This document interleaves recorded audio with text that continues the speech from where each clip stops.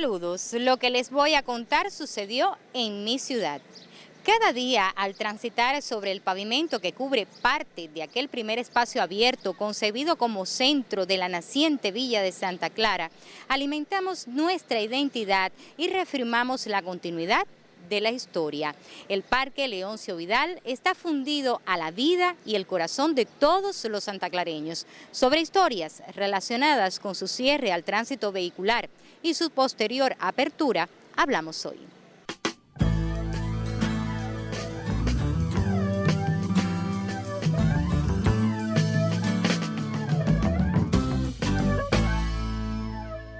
Todo giraba alrededor del Parque Leoncio Vidal, motos, autos y bicicletas, varias rutas de ómnibus, nosotros. Siguiendo las tendencias de muchas ciudades del mundo, Santa Clara decidió limitar el tránsito hacia su centro histórico a finales de la década del 90 del pasado siglo. Una de las razones que favorecen la preservación del centro de la ciudad ante el tránsito vehicular estriba en el hecho de que nuestra ciudad no fue diseñada para soportar el impacto de medios de transporte pesados dentro de su casco histórico. Hay que darse cuenta que todos los edificios que están alrededor del parque son edificios muy viejos, edificios que están dentro de los 100 o 100 y pico de años, y que un nivel tan intenso de circulación para el momento en que se cierra el parque, realmente ya todo el patrimonio inmueble, y no podemos olvidar el propio parque, o sea, la plaza como tal, con todo su ambiente como espacio público, la vegetación, eso estaba sufriendo ya. Un tránsito pesado en la zona histórica, además de contaminar el medio ambiente, genera suciedades que incrementan los costos de conservación del lugar. El cierre de las áreas centrales de forma moderada y bien estudiada y planificada es una tendencia de preservación de los centros históricos. Lo que sucede es que al cerrar esos espacios del tráfico vehicular, tienen que estar entonces condicionados por otra dinámica, una dinámica que sustituye al vehículo, es más humana, protege, en efecto protege muchísimo todos los efectos nocivos que genera el tránsito vehicular sobre la preservación de los monumentos y sitios, y sí ayuda mucho en la conservación, es una tendencia. No es para abandonar esos espacios, no es para olvidarlos y que se cuiden por sí mismos esos espacios, sino es para dotar a la ciudad de esos ambientes tan tradicionales que explican tantas leyendas y tantas fases de nuestro desarrollo, de nuestra evolución, pero con dinámicas culturales que, lejos de abandonar esos ambientes, lo preserven.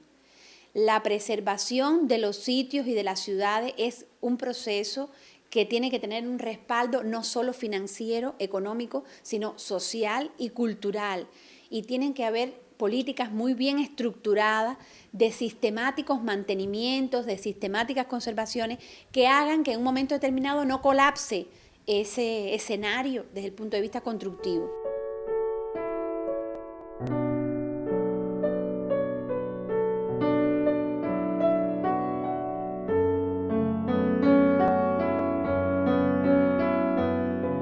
La glorieta, construida en 1911, continúa siendo espacio reservado para la banda municipal y el disfrute de la música. En 1929 fue descubierto un busto que se esculpió en Italia, dedicado al coronel Leoncio Vidal Caro. Su viuda, amigos y pueblo en general asistieron a tan importante acto en el que se hizo un merecido homenaje al patriota que también se le recuerda en la farola, que representa simbólicamente el lugar donde cayó luchando contra el colonialismo español, aunque su muerte, como hemos explicado, ocurrió en un callejón inexistente en la actualidad, ubicado en el lado sur del parque, por el costado oeste de la Iglesia Mayor, que fue derribada en la década del 20 del pasado siglo.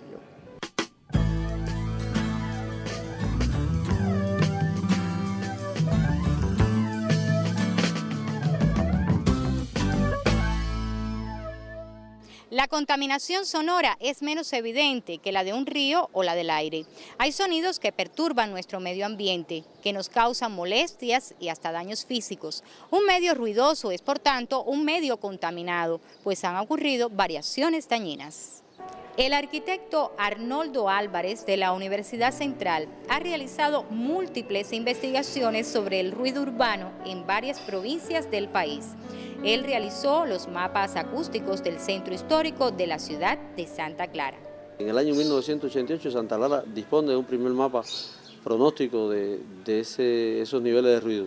Te puedo decir que los niveles de ruido en ese momento medidos por nosotros e incluso pronosticados andaban en el orden de los 85, 90 decibeles para un ámbito urbano, o sea, lo cual implica altísimos niveles de ruido que incluso elevan sustancialmente los niveles de contaminación acústica, que es, digamos, el nivel de ruido que percibe el ser humano. Sin embargo, las investigaciones de la Universidad Central desarrolladas por Arnoldo acerca de la contaminación sónica del centro de la ciudad no fueron tenidas en cuenta cuando se produjo el cierre del parque.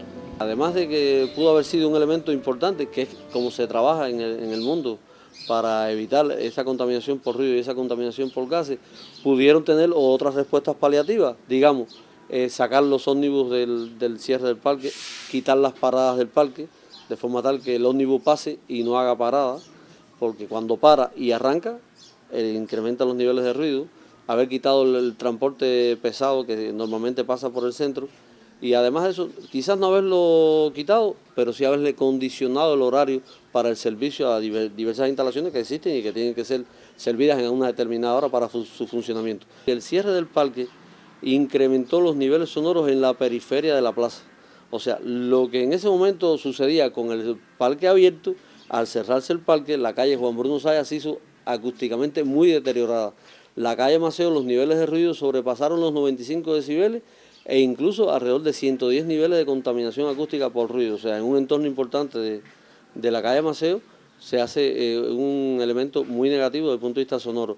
Otras aristas colaterales, calle Martí, la calle San Miguel, fueron evidentemente incrementados estos niveles porque la movilidad se va hacia esas arterias y por tanto eso lo que hace es incrementar la inconfortabilidad acústica de esos espacios que con el parque abierto no tenían esos problemas, al menos no lo tenían tan marcados.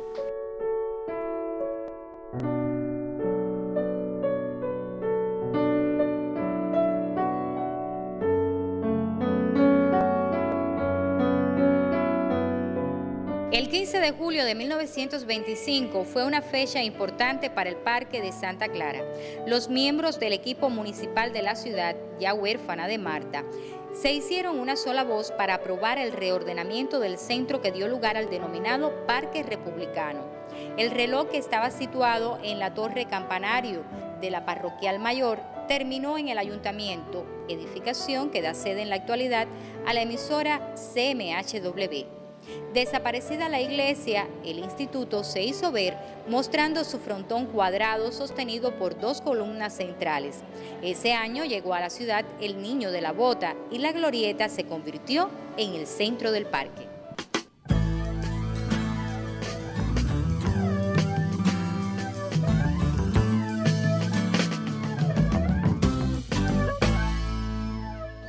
Sentados en el parque, caminando, figurando como actores de la vida cotidiana en cada esquina, en cada inmueble o en los alrededores, los santaclareños escriben sus historias personales y un montón de esperanzas que no marchitan nunca.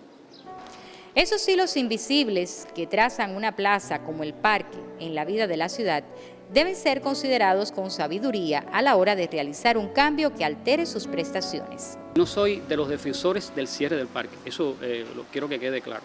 Yo lo que quizás hago es una reflexión bastante integral de lo que motivó cerrarlo y de lo que puede haber significado haberlo abierto sin quizás haber analizado los asuntos con más profundidad. Porque quizás dentro de estos inmuebles que estamos hablando, que son muy antiguos, quizás que el parque estuviera cerrado favoreció que hoy llegaran a nuestros días con un nivel quizás más decoroso de conservación. Habría que ver ahora con la apertura del parque, con edificios que ya algunos compañeros míos han mencionado que tienen problemas, ¿qué va a pasar con ellos? Reitero que incluso recuerdo que cuando el parque se cerró, dentro de las medidas que se tomaron eran que los ómnibus urbanos no transitaran por el parque, precisamente porque es dentro del transporte urbano el que más daño puede ocasionar. no solamente porque el parque estaba lleno de paradas de ómnibus, que motivaba acumulación de personas, y de hecho la acumulación de personas, entonces una cantidad de consecuencias que tenía que ver con los edificios, que es la gente que se para, que apoya el pie, que pone el brazo, que pone el cuerpo, o sea, empiezan una serie de agresiones añadidas, que eso entonces conlleva a que los periodos de conservación y mantenimiento tienen que ser más cortos. Y pienso que eso favoreció que precisamente estos edificios respiraran con un poco mayor de tranquilidad. Reincorporar hoy de nuevo el transporte urbano, creo que hubiera sido también un análisis más profundo de por qué. Además, sobre todo enfatizando es que es una única ruta la que pasa. ¿Y por qué una única ruta?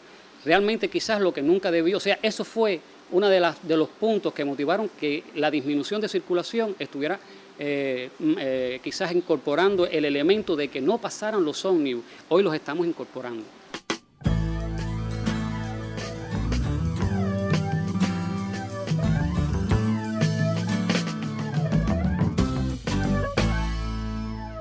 La historia de Santa Clara se conforma de eventos que unidos crean una manera de presentar la vida de sus mujeres, hombres y la nación de la que forman parte.